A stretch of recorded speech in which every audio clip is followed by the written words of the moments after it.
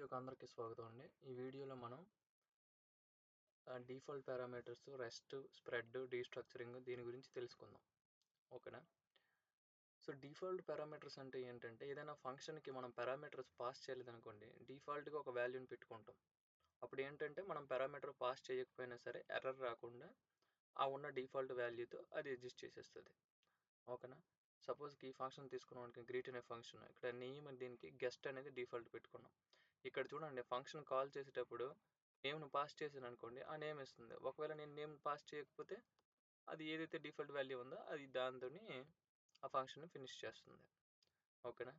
ఇది ఎందుకు యూజ్ అవుతుంది అంటే మనకి అన్డిఫైన్డ్ ఎర్రర్స్ రాకుండా ఉండడం కోసం, ఫంక్షన్కి మోర్ ఫ్లెక్సిబిలిటీ ఇవ్వడం కోసం, అలాగే మనకి ఇఫ్ కండిషన్స్ అంటే ఇది ఉందా లేదా అని చెక్ చేసే ఇఫ్ కండిషన్స్, నెక్స్ట్ పైప్ ఆపరేటర్స్ని తగ్గించడం కోసం వాడతాం.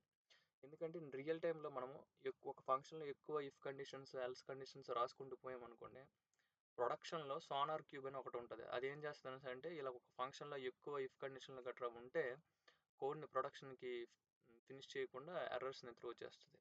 సో మనం వీలైనన్ని కండిషన్స్ తగ్గించాలి ఒక ఫంక్షన్లో. అర్థమైందా? Next default parameters with multiple arguments అంటే మనం ఒకటే కాకుండా more than one multiple arguments కూడా మనం డిఫాల్ట్ పారామీటర్స్కి ఇచ్చుకోవచ్చు. తర్వాత రెస్ట్ అండ్ స్ప్రెడ్ ఆపరేటర్. చూడండి, 3 డాట్స్ ఉన్నాయి కదా, ఈ 3 డాట్స్ని యూస్ చేసి మనం రెస్ట్ చేయొచ్చు, స్ప్రెడ్ ఆపరేషన్స్ కూడా చేయొచ్చు. అసలు రెస్ట్ అంటే ఏంటనేది ఫస్ట్ చూద్దాం. రెస్ట్ అంటే ఏంటంటే ఒక ఫంక్షన్లో ఓకేనా ఎన్ని నెంబర్ ఆఫ్ ఆర్గ్యుమెంట్స్ అనేవి మనకు వస్తున్నాయో తెలియదు. ఓకేనా? లెట్ సపోజ్ MongoDB డేటా తీసుకున్నాం అనుకోండి, అది స్కీమాలెస్. అది ఏం చేస్తుంది అంటే దానిలో ఎన్ని అట్రిబ్యూట్స్ ఉంటాయి అనేది మనకు తెలియదు చాలాసార్లు. ఓకేనా? ఒక ఎరేలో ఎంత లెంగ్త్ ఉన్నది అనేది మనకు తెలియదు. సో ఎన్ని ఆర్గ్యుమెంట్స్ పాస్ అవుతున్నాయో మనకు తెలియనప్పుడు మనం ఏం చేస్తామంటే ఈ స్ప్రెడ్ ఆపరేటర్ యూజ్ చేసుకుంటాం. 3 డాట్స్ పెట్టి ఏదైనా ఒక వేరియబుల్ నేమ్ ఇస్తే ఆ మిగిలిన ఆర్గ్యుమెంట్స్ అన్నీ కూడా ఒక ఎరే లాగా అందులోకి వచ్చేస్తాయి. ఓకేనా? ఇక్కడ మనం తీసుకున్నట్లయితే 10, 20, 30 ఉన్నాయి కదా, ఈ 3 కలిపి ఒక ఏరియా లాగా వస్తాయి. అప్పుడు ఆ ఏరియాని మనం రెడ్యూస్ ఫంక్షన్ యూజ్ చేసుకొని కలుపుకుంటే 10, 20, 30 కలిపితే ఎంత వచ్చింది? 60. అలాగే ఇవి కూడాను. ఇందులో చూడండి, ఇక్కడ 4 ఉన్నాయి, ఇక్కడ 3 ఉన్నాయి. అలాగే ఎన్ నెంబర్ ఆఫ్ ఆబ్జెక్ట్స్ వచ్చినా సరే మనం ఒక స్ప్రెడ్ ఆపరేటర్ యూజ్ చేసి అన్నిటిని కూడాను ఒక ఏరియా లాగా తీసుకొని డీల్ చేయొచ్చు అనమాట. అదేవిధంగా మనకి డీస్ట్రక్చరింగ్ అంటే ఏంటంటే ఒక ఏరియా ఉంది, అందులో మనకి అన్ని అవసరం ఉండవు, కొన్ని ముక్కలు మాత్రం అవసరం. ఏ ముక్క కావాలో ఆ ముక్కనే తీసుకునేలాగా డీస్ట్రక్చరింగ్ అంటే. డీస్ట్రక్చరింగ్ అంటే అర్థం అదే కదండి, మొక్కలు చేయడం. డీస్ట్రక్చర్ చేయొచ్చు అనమాట. ఇక్కడ చూడండి, ఈ ఏరియాని ఇక్కడ తీసుకున్నాం కదా, ఫస్ట్కి ఏమో 1 వస్తుంది, రెండింటికేమో సెకండ్కి ఏమో 2 వస్తుంది. మిగతా రెస్ట్ రిమైనింగ్ అన్నిటికీ కూడా ఒక ఏరియాలోనే మిగతావన్నీ స్టోర్ అవుతాయి. 1, 2, 3, 4, 5 అలా. అలాగే ఇప్పుడు దీన్నే స్ప్రెడ్ ఆపరేషన్ కింద యూజ్ చేసుకున్నట్లయితే మనకి ఏంటంటే 2 ఏరియాస్ ఉన్నాయి, 2 ఏరియాస్ని కలిపి ఒక ఏరియా నేను ఏర్పాటు చేయాలి.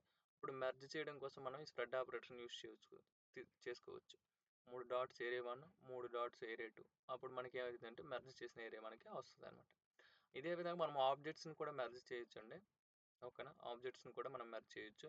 అలాగే ఆబ్జెక్ట్కి అడిషనల్గా ఒక కీ కూడా మనం ఏర్పాటు చేసుకోవచ్చు. ఇలా ఇంకోటి మనం కాపీ చేయడానికి చూడండి, ఏరియా ఉంది, ఒరిజినల్ ఏరియా 1, 2, 3.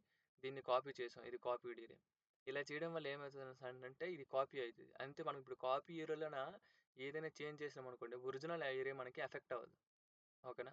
సో ఇది మనకి డైరెక్ట్ రిఫరెన్స్ తోని అయిన కాపీ కాదనమాట. ఓకేనా? కంప్లీట్ న్యూ ఏరియా లాగా అనమాట. సో ఇలా కాపీ చేయడానికి కూడాను ఇది ఉపయోగపడుతుంది, స్ప్రెడ్ ఆపరేటర్.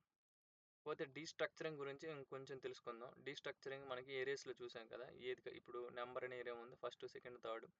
ఏరియా తాలూకా ఇండెక్స్ని బట్టి ఈ ఇండెక్స్ను ఈ ఏదైతే కీ ఇచ్చామో దానికి మ్యాచ్ అయిపోయి ఆ వేరియబుల్స్ అనేది మనకు వస్తుంది. ఫస్ట్ 10 వస్తుంది, ఎందుకంటే ఇది 0 ఇండెక్స్, ఇది 0 ఇండెక్స్లో ఉంది కాబట్టి ఫస్ట్ 10 వస్తుంది. 1 ఇండెక్స్లో చూడండి, ఇక్కడ 20 ఉంది, ఇక్కడ సెకండ్ ఉంది కాబట్టి సెకండ్ ఈజ్ ఈక్వల్ టు 20 అవుతుంది. అలాగే థర్డ్కి 30 అవుతుంది. ఓకే, ఈ విధంగా వస్తుంది. అలాగే మనకి ఏదైనా స్కిప్ చేసేయాలి. ఓకేనా? ఇప్పుడు మనకి ఇన్ని ఉన్నాయి. డీస్ట్రక్చరింగ్ అంటే అర్థం ఏంటి? మొక్కలు అనుకున్నాం కదా, మనకి కొన్ని మొక్కలే కావాలి, అన్నీ అక్కర్లేదు. అప్పుడు ఏంటి చేస్తాం, మనకి ఏది కావాలో అది ఉంచి మిగతా స్కిప్ చేసి వచ్చేలా. చూడండి, ఇక్కడ ఫస్ట్, సెకండ్, ఇక్కడ మనకి తర్వాత అవసరం లేదు కాబట్టి అసలు కనీసం రాయని కూడా రాయలేదు. మధ్యలో ఉంది స్కిప్ చేయలేని అంటే ఇవ్వండి, ఇలాగా ఖాళీ ఒగ్గియాలి. కామర్స్ పెట్టి ఖాళీ ఒగ్గిస్తే ఆ మధ్యలో ఉంది రాదు మనకి. తర్వాత అసలు వద్దు కాబట్టి మనకి అది రాయని కూడా రాయలేదు మనం. ఓకేనా? ఇలా ఇప్పుడు మన ఆబ్జెక్ట్స్ ఇది కొంచెం ఇంపార్టెంట్ అండి. ఎందుకంటే మనం రియల్ టైమ్‌లో ఎక్కువ మనకొచ్చేవి ఆబ్జెక్ట్సే. ఆబ్జెక్ట్స్. ఆబ్జెక్ట్స్, ఎరేస్, స్ట్రింగ్స్ ఈ మూడిటి తాలూకా ఆపరేషన్స్ మనకి కరెక్ట్‌గా వచ్చాయనేసంటే కోడింగ్ మనం చితక్కొట్టేయొచ్చు. రియల్ టైమ్‌లో ఇవే ఉంటాయి.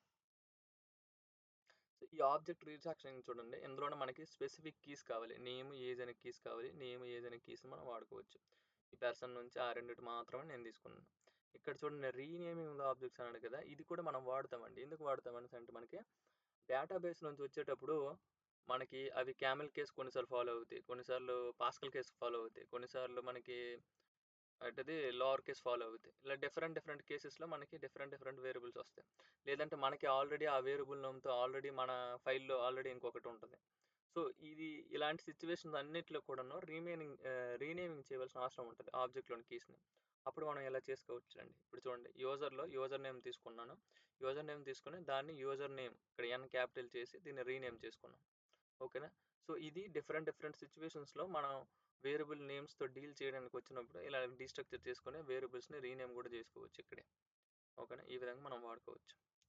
ఇప్పుడు చూడండి ఈ మూడు కాన్సెప్ట్స్‌ని కంబైన్ చేసి ఒక కోడ్ రాసాం. ఓకేనా? ఇక్కడ ఒక ఫంక్షన్ ఉంది. దీనికి డిఫాల్ట్ పారామీటర్స్ పాస్ చేసాం. అదే విధంగా మనము ఆహ్, ఇది పాస్ చేసాం. ఇక్కడ స్ప్రెడ్ ఆపరేటర్ కూడా రెస్ట్ ఆపరేటర్ కూడా యూజ్ చేసుకున్నాం. ఓకేనా? ఈ రెస్ట్ ఆపరేటర్ నుంచి నేమ్, ఏజ్, హాబీస్ ఈ మూడిటిని తీసుకొని ప్రింట్ చేసాం. ఓకేనా? సరే ఇది మొత్తానికి default parameters, rest operators, spread operators and destructuring assignment. సరే మనకి థియరీ అయింది కదా! మనం ఒక కోడ్ కూడా చూద్దాం. ఓకేనా? మనకి రెస్ట్, స్ప్రెడ్ ఆపరేషన్స్.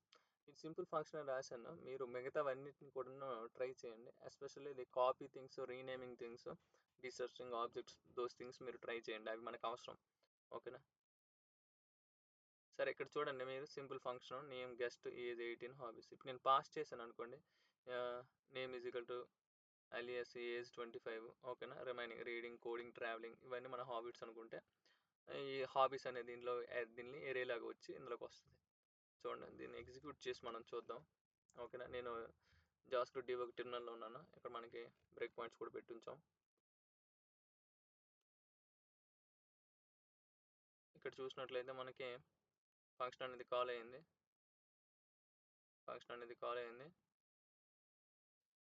నెక్స్ట్ ఇక్కడ చూడండి నేము.